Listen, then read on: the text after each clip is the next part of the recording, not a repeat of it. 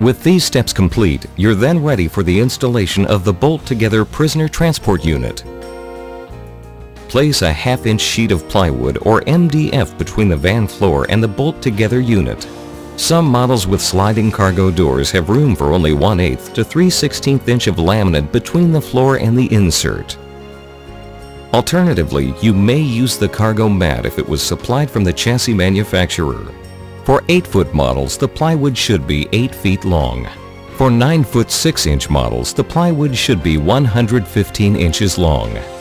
Nylon lock nuts must be used for the final installation. For units with a center divider, unbolt and remove the center divider. Place vice grips on the ceiling flange at the front and the rear and remove the emergency exit panel glass and set it off to the side. Units with a T compartment should have that compartment separated from the rear compartment and set off to the side. Remove the front bulkhead panel of the rear compartment. Then remove the rear door assembly. Now remove the driver's sidewall from the bolt-together. The bolt-together unit is then ready to be moved into the van. Once the driver's sidewall is removed, there is enough flex in the unit to allow it to fold into a triangle position. 4 people can pick up the unit and slide it through the rear doors of the van. Make sure the module does not catch on the door opening of the van when sliding it in. Route the 2.5-inch heat AC duct hose into position, secure them, and unfold the unit. Install the front bulkhead and tighten all nuts and bolts permanently. Install the rear door assembly into the rear of the module. Install the 2 side rear panels, bolt to the door assembly and to the outer shell of the module permanently.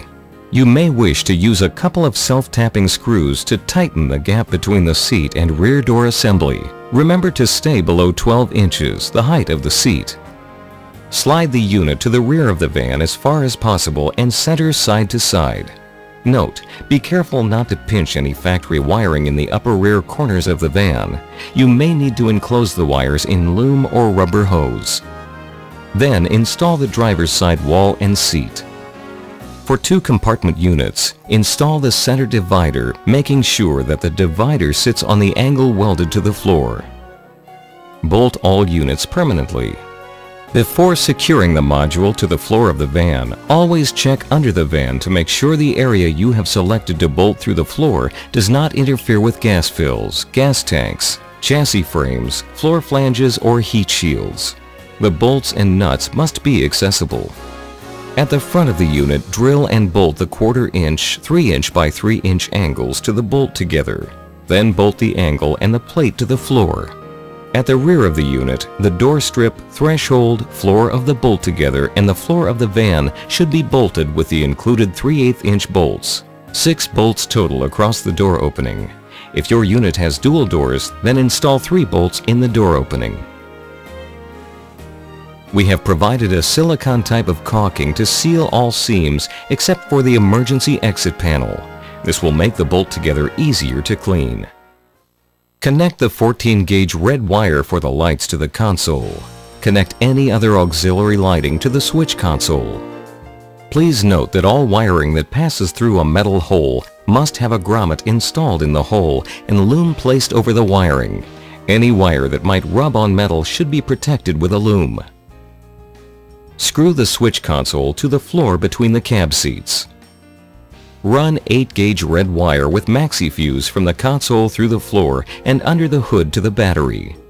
Protect the 8-gauge wire with loom and use the included grommet in the hole of the floor. Note, refer to the wiring diagram for proper wiring procedures. Install the emergency exit glass. You have now completed the rear compartment installation. Next, we will address the T-design installation of the front compartment.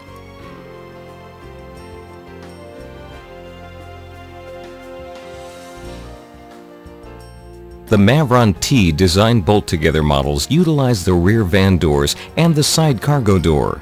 The rear portion of the 2 and 3 compartment T model is assembled as shown in the first part of this video. This portion of the video shows the front T compartment being installed.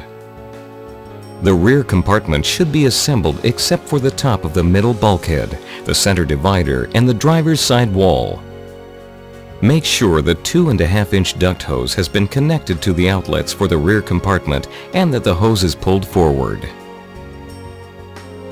Fasten the duct hoses to the sealing outlets of the front compartment and pull the excess forward.